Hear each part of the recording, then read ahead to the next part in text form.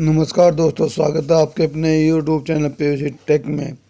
दोस्तों, जय पहलवान जय पीयूसी मिटा। दोस्तों, मैं आज आपके सामने मोस्ट इम्पोर्टेंट एक बात बोलना चाहता हूं। जिन लोगों ने अपनी डीपी को औने पौने भावों में बेच दिया था और उन्होंने बोला सिस्टम पैसा देगा या नहीं देगा था, उन लोगों ने अपनी डीपी को 15 रुपये, 20 रुपये, 25 रुपये, 30 रुपये तक बेच दिया था और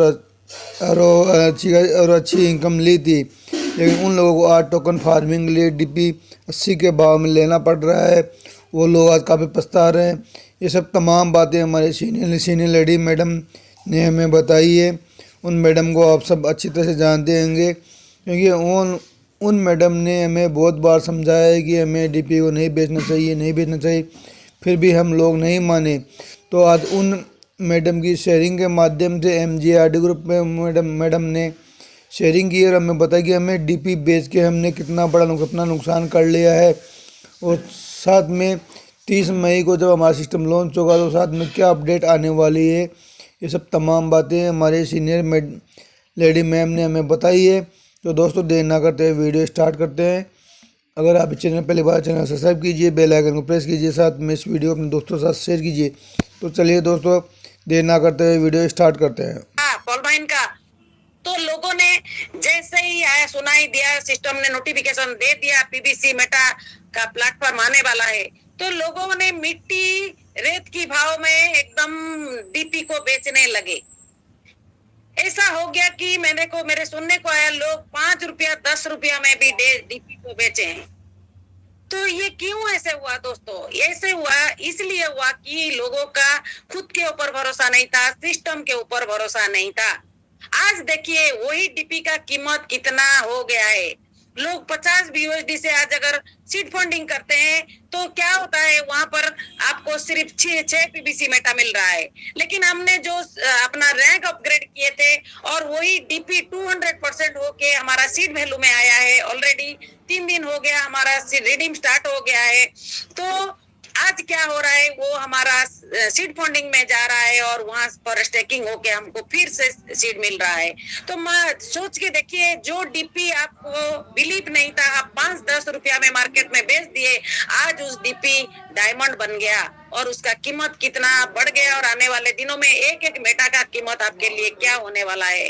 तो यही चीज होता है, बिलीफनेस और जो फेथ नहीं होता है लोगों का, वो लोग ऐसे ही पछताते रहते हैं। जो लोग आज 5-10 डीपी में अपना डीपी को बेचे होंगे और आज पीबीसी मेटा प्लेटफॉर्म में आए होंगे, तो वो लोग कितना पछताते होंगे, काश हमने सारा डीपी बेच नहीं दिया होता, रखा होता, तो हम बड़े मात्रा में आज सीड वैल्यू में उसको लगाकर मेटा हासिल कर लिए होते।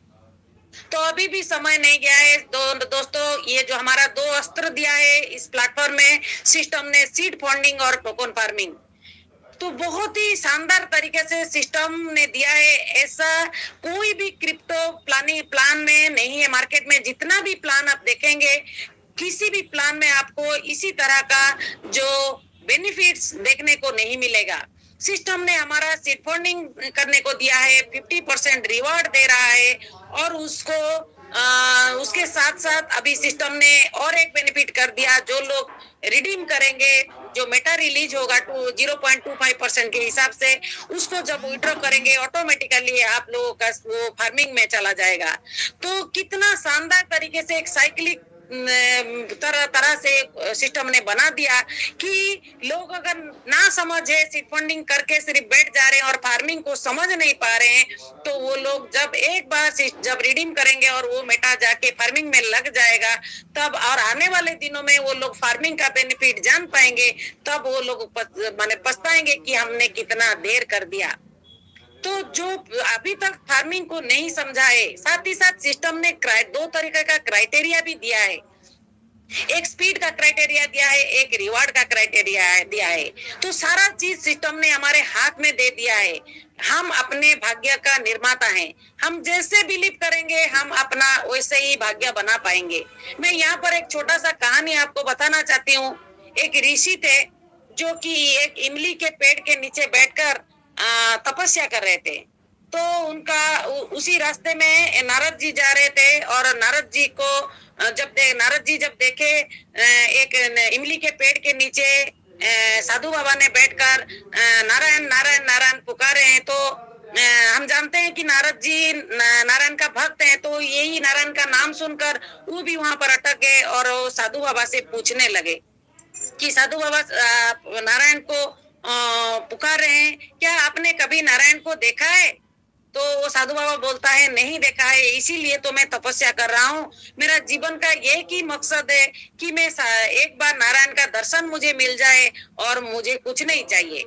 तो आप और वो साधु बाबा साथ ही नारद जी को रिक्वेस्ट करते हैं, अनुरोध करते हैं कि आप तो त्रिलोक का स्वामी ब्रह्मांड में घूमते रहते हैं और आप तो नारायण के पास जरूर जाएंगे। अगर नारायण के पास जाएंगे तो ये मेरा जो मैसेज है ये नारायण तक पहुंचा देंगे कि ऐसा एक साधु है जो कि आपका दर्शन का अभिलाषी है, एक बार उसको दर्शन दे दीजिए। तो ठीक है, यही बात बोलकर नारद वहां से चले जाते हैं और जाकर भगवान विष्णु नारायण के पास पहुंच जाते हैं और वो साधु बाबा का दिया हुआ मैसेज उनको देते हैं कि भगवान वो पृथ्वी लोक पर आपका एक बड़ा भक्त है जो कि बिना खाए पिए इमली के पेड़ के नीचे बैठकर घोर तपोवन में आपका जप कर रहा है, एक बार उसको दर्शन दे दीजिए क्योंकि वो आपका बहुत ही बड़ा भक्त है।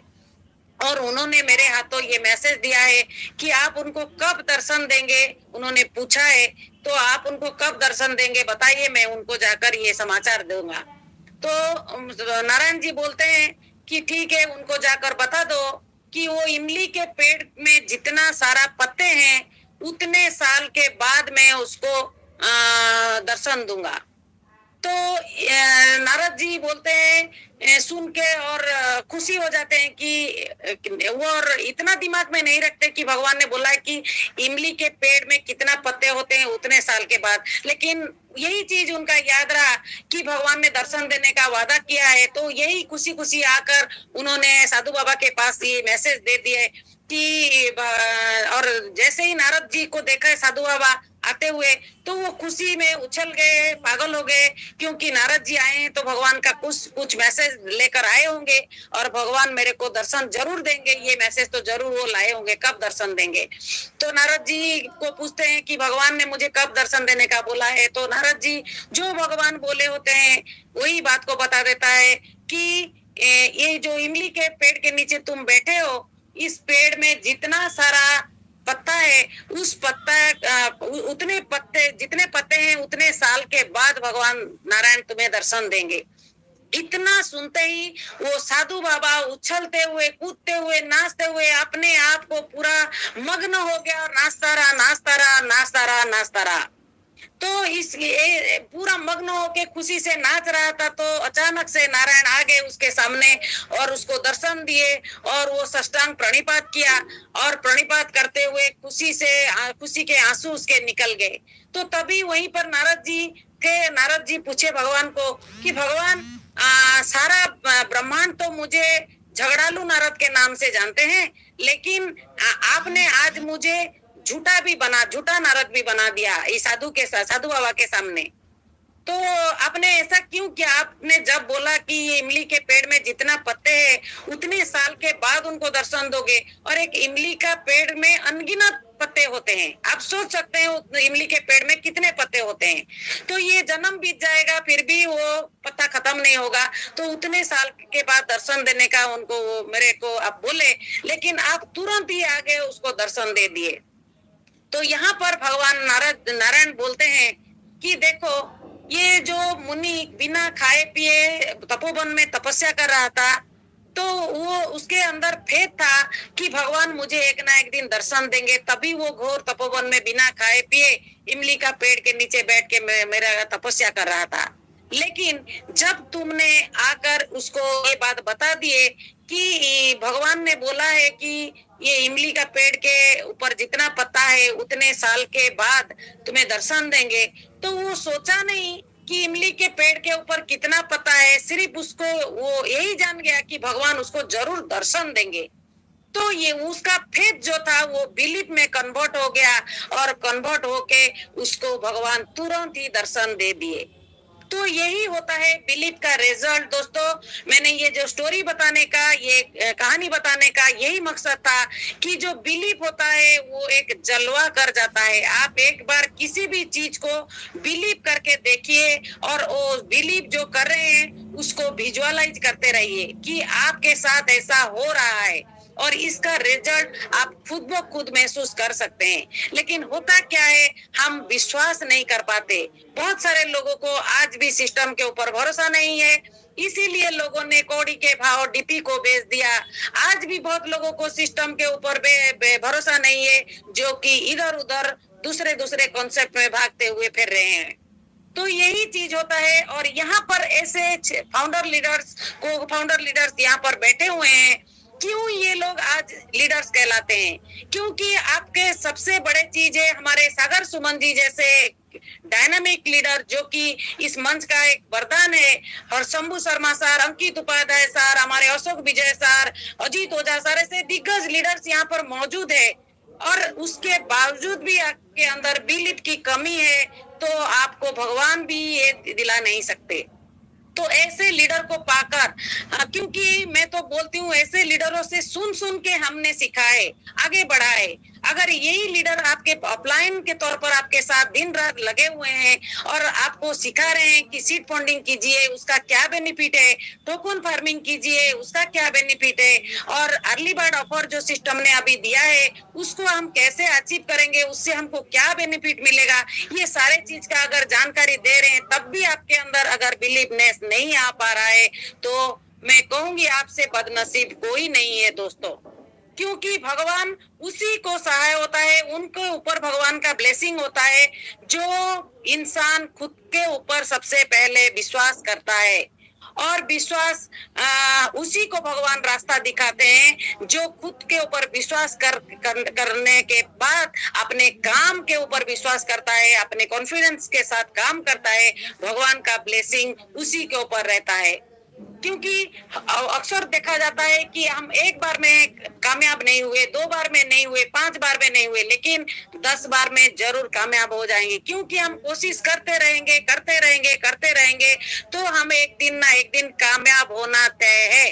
क्योंकि हम ट्रेन में बैठे हैं तो ये अपना डेस्टिनेशन में जाना तय है, लेकिन हमको बिलीव नहीं है कि ट्रेन दिल्ली में पहुंचेगा कि नहीं। हम बीच बीच में इसको पूछ रहे हैं, उसको पूछ रहे हैं, फिर कोई भी बोल रहा है कि हाँ ये ट्रेन दिल्ली तो जाएगा ही, फिर कोई बाद में नेगेटिव आ जाता है। पता नहीं अगर लाइन खराब हो गया तो, मौसम वेदर खराब हो गया तो, अगर कोई एक्सीडेंट हो गया तो, लाइन ब्लॉक हो गया तो, पता नहीं ये जा पाएगा कि नहीं। तो हम क्या करते हैं, फिर हमारा विश्वास डगमगाता है। लेकिन हमें सोचना चाहिए, ट्रेन निकला है तो आज नहीं तो कल परसों, जितना भी डिले हो, किसी भी तरह से वो ट्रेन अगर नहीं गया जा पाया तो किसी भी तरीके से हमको हमारे डेस्टिनेशन पे दिल्ली तक पहुंचाया जाएगा। यही बिलीवनेस अगर हमारे अंदर रहेगा तो हम कभी ना कभी नहीं, 100%, कभी ना कभी भी नहीं, 100% हम सक्सेस होंगे। तो ये सिस्टम ऑलरेडी, मैं हमेशा बोलती हूँ, ये ईमानदार, जानदार, शानदार सिस्टम ऑलरेडी प्रूवन सिस्टम है। तो इतना बिजी शेड्यूल के बाद अगर मैं कर पा रही हूँ तो यहाँ बैठे हर किसी इंसान कर पाएगा। क्योंकि ये जो प्लेटफॉर्म है किसी डिग्रीधारी के लिए नहीं है, ये सभी के लिए है। ये सारे ग्रास रूट लेके किसी भी लेवल के इंसान हो, वो ये प्लान को अगर अपना समझता है, सीखता है, तो जरूर एक वो भी कर पाएगा। लेकिन उसके अंदर इच्छा शक्ति होना बहुत जरूरी है। लेकिन बहुत सारे लोग होता है, हम क्या करते हैं, इसको देखते हैं, वो सक्सेस हो जाए तब मैं करूंगा, वो हो जाए तब मैं करूंगा, सिस्टम और थोड़ा सा ये कर दे तो मैं करूंगा, सिस्टम और थोड़ा सा ये बेनिफिट दे दे तो मैं करूंगा। तो ऐसे होते होते होते कभी भी हमारा मेटा का रेट अचानक से बढ़ जाएगा और आपके हाथ के मुट्ठी से फिसल जाएगा और आप सोचते रह जाएंगे, आप कुछ भी नहीं कर पाएंगे। तो ऐसे एक आदमी था, एक जो पंजाब के एक आदमी था, वो दिल्ली जाने वाला था, स्टेशन में था। बड़ा बहुत मजेदार कहानी है। तो ट्रेन आना थोड़ा सा टाइम था, वो बिफोर टाइम स्टेशन पे पहुंच गया था। और जाके जो वहां पर वेट मशीन होता है वहां पर एक कॉइन को वहां डालता है और अपना वेट नापने के लिए जाता है। जब वेट नापने के लिए जाता है तो वो वेट मशीन उसको बोलता है कि आपका नाम कुलदीप सिंह है और आप का उम्र जो है 40 साल है और आप दिल्ली जाने वाले हैं। तो वो सोचता है कि इसको कैसे मेरा नाम पता हो गया, मैं दिल्ली जाने वाला हूँ और मेरा उम्र इतना सारा वेट तो ठीक है, मैं खड़ा हुआ हूँ मशीन के ऊपर तो मशीन वेट बता दिया ठीक है, लेकिन मेरा नाम कैसे पता, मैं कहाँ जाऊंगी कैसे पता और मेरा उम्र कैसे पता। तो उसको थोड़ा सा अजब से लगा, फिर इधर उधर थोड़ा सा घुमा और फिर जाके क्या क्या अपना भेष को बदल दिया और भेष को बदल के थोड़ा सा उसका ड्रेस जो था उसको लगेज से निकाल के दूसरा ड्रेस पहन लिया और क्या क्या चश्मा पहन लिया और फिर जाके 1 रुपया डालकर वेट मशीन के ऊपर खड़ा हो गया। और जैसे ही खड़ा हो गया वो वेट मशीन से फिर से आवाज आता है, वेट देने के साथ साथ वहां से आ जा, अभी भी आपका नाम कुलदीप सिंह है और आप दिल्ली जाने वाले हैं और आपका उम्र जो है 40 साल है और आपका ट्रेन 15 मिनट में आने वाला है। तो उसको और भी अजीब लगता है कि मैं कौन सा ट्रेन में जाने वाला हूँ, इसको कैसे पता चल गया। फिर से वो क्या किया, फिर से अपना हुलिया को बदला, फिर से अपना ड्रेस को बदला और मुच्छे दाढ़ी जो है उसको जाके सैलून में 15 मिनट टाइम है तो काट लिया और काट के पूरा एकदम अपना जो इमेज है पूरा चेंज कर लिया और पैर में शू पहना हुआ था वहां पर चप्पल पहन लिया, ऐसा पूरा अपना हुलिया बदल दिया और फिर से आके वो वेट मशीन के ऊपर खड़ा हो गया। और जैसे ही वेट मशीन के ऊपर खड़ा हुआ तो वहां पर वो मशीन से फिर आवाज आया, अभी आप अभी भी कुलदीप सिंह है और आपका उम्र 40 साल है और आपका जो आप दिल्ली जाने वाले थे लेकिन अभी अभी 2 मिनट हो गया आपका ट्रेन निकल गया। तो दोस्तों समझ सकते हैं कि हम लोग दूसरे के को देखते देखते डाउट करते करते सिस्टम के ऊपर हमारा ट्रेन ही हमारा जिंदगी निकल जाएगा, लेकिन हमको कभी भी वही अपॉर्चुनिटी नहीं मिलेगा, हमारा बिलीवनेस कभी नहीं बढ़ेगा। हम हर सिस्टम जितना भी करे लोगों का शक रहेगा, अगर उनका सोच बड़ा नहीं है तो उनके अंदर यही डाउट रहेगा। अगर आप डाउट को नहीं निकालेंगे तो आप आगे नहीं बढ़ पाएंगे। इसीलिए दोस्तों मैं कहना चाहती हूँ आपके अंदर जितना भी डाउट है उसको एक दिन अपना ग्रोइंग एक्टिव अपलाइन के साथ बैठकर सारा मन से निकाल दीजिए। और जब तक यही डाउट रहेगा वो ट्रेन जैसे उसका छूट गया कुलदीप सिंह का, आपका भी जिंदगी आपके हाथ से ये अपॉर्चुनिटी भी निकल जाएगा, समय निकल जाएगा और आप कुछ भी नहीं कर पाएंगे, वैसे की वैसे रह जाएंगे। तो यही बोलना चाहती हूँ जितना हो सके अपना टीम को सीड फंडिंग कराइए, टोकन फार्मिंग कराइए। अभी देखिए हमारा रिडीम हो गया, स्टार्ट हो गया और उसको भी हमारा हर दिन वो जिसका 50 एबव है वो आता ही जाएगा और जितना 50 एबव सभी कोई रिडीम कर सकते हैं। 100 लिमिट रखा हुआ है सिस्टम और 50 मिनिमम है, तो वो रिडीम होना चालू हो गया। और धीरे धीरे जैसे ही ऊपर से मैसेज मिला है लीडर से कि ये हमारा लिमिटेशन भी खत्म हो जाएगा, हम जितना चाहे उतना विड्रॉ कर सकते हैं और इसका मिनिमम जो है जो हमारा पहले था 10 का लिमिट था BUSD वो भी हो पाएगा, तो सभी बेनिफिट इसका ले पाएंगे। लेकिन हमको हर चीज का थोड़ा सा सिस्टम, हालांकि टेक्नोलॉजी पे आधार है, नया प्लेटफॉर्म है और इतना बड़ा कम्युनिटी है, साथ ही साथ सिस्टम का अपना ब्लॉकचेन खोलने का, अपना जो एक्सचेंज में जाने का और साथ ही साथ CMC में लॉन्च करने का सारा चीज का एक साथ तैयारी चल रहा है। तो सिस्टम को थोड़ा सा टाइम लग रहा है और सिस्टम ने ऑलरेडी नोटिफिकेशन दे भी दिया है कि 31-30 मार्च तक जो भी एरर है हमारा ट्रस्ट वॉलेट में, जो भी हमारा प्रॉब्लम हो रहा है वो सारा चीज ही सही हो जाएगा। फिर भी लोगों को विश्वास नहीं, लोग आज हर मंच में जा जाकर ये सवाल वो सवाल वो सवाल वो सवाल करते रहते हैं।